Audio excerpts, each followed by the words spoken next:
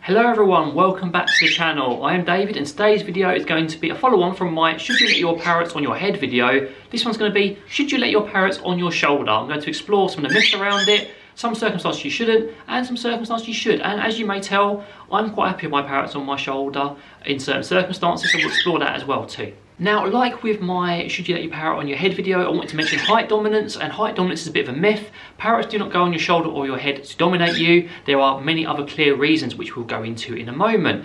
It isn't a really big thing, and height dominance is one of those myths that just keeps hanging around and won't go away, and it does tarnish the way some people interact with their parrots and train them. It's not really very helpful. There's also another myth that having parrots on your shoulder just gives them control over you and denies you some control. And while there is some truth in the whole you having less control of them there, that's not the reason they go there. That's not their motivation for going onto your shoulder. They're not going there to avoid you controlling them or to control you. They're going there for other reasons. Parrots will go onto your shoulder for a multitude of reasons.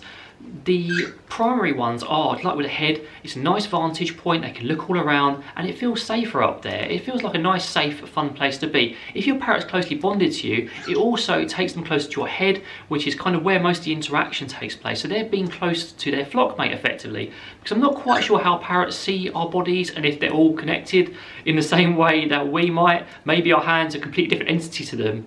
However, fish, you stop being so mean to Chip, blimey. However, it's very true that they like to be close to our head. You may see it very commonly in conures and cockatiels and other parrots, smaller ones, where they'll try and cuddle up to their head or get close to it because it is comforting. It's safe, comforting and high up being on a shoulder, and that's why it's kind of appealing to them.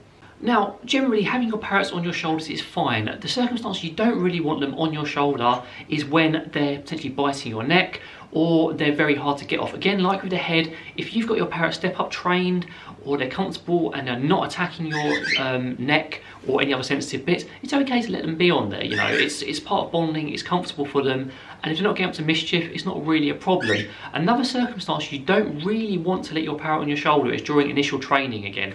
If you have your parrot stepping up, let's see if I can show the fish.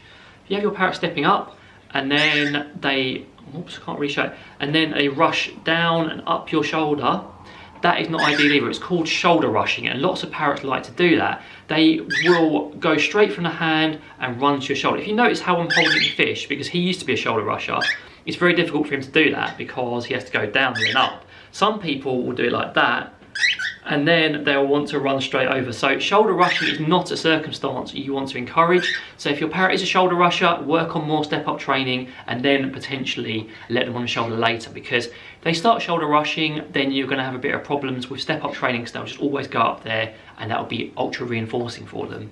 Another very important circumstance you should consider before letting your parrot on your shoulder is, do you use any hair products? If you have hair products and long hair, and your parrot likes to nuzzle into your hair, that could potentially be a problem. They could also get entangled in the hair, so if your parrot's on your shoulder and going into it, be careful there. And finally, the biggest one, if you wear any sort of jewellery like earrings or a chain, my parrots like to sort of lick and chew my chain. It's perfectly safe. However, there's some pieces of jewellery that may harm them, very noisy little guys, may harm them or harm you as well. Because imagine if one of these little beaks starts tearing an earring, that's going to hurt your ear a lot, or if they get entangled in a chain. So do be careful in these circumstances as well. Now, as I said, generally having your parrots on your shoulder is perfectly fine. Just remember those circumstances not to let them on, which would be any biting, aggression or shoulder rushing. Work on more training in those circumstances. For example, I cannot have Kipling on my shoulders at all right now because he will just destroy me.